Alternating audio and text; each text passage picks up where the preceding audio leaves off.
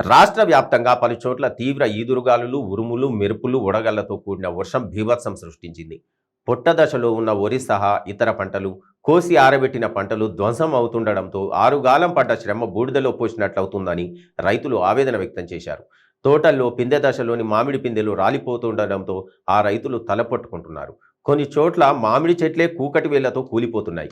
చెట్లు కూలి రోడ్డుకు అడ్డంగా పడ్డాయి. విద్యుత్ స్తంభాలు పడిపోయాయి. విద్యుత్ సరఫరాకు తీవ్ర అంతరాయం కలిగింది.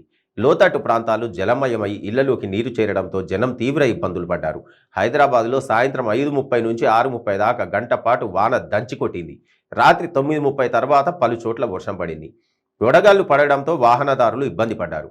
ట్రాఫిక్ స్తంభించిపోవడంతో ఉద్యోగ వ్యాపారులు ఇళ్లకు చేరేందుకు ఆపసోపాలు పడ్డారు.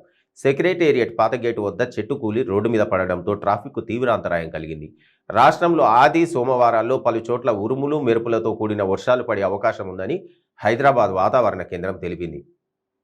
శుక్రవారం ఏర్పడిన ద్రోణి శనివారం దక్షిణ అంతర్గత కర్ణాటక నుంచి జార్ఖండ్, తెలంగాణ, ఛత్తీస్గఢ్, ఒడిశా మీదుగా సముద్ర మట్టానికి 0.9 కిలోమీటర్ల ఎత్తులో కొనసాగనున్నట్లు తెలిపింది. అయితే ద్రోణి ప్రభావంతో కురుస్తున్న ఈ వర్షాలు సోమవారం సాయంత్రం నుంచి ఆగిపోవచ్చునని వాతావరణ శాఖ అధికారులు పేర్కొన్నారు.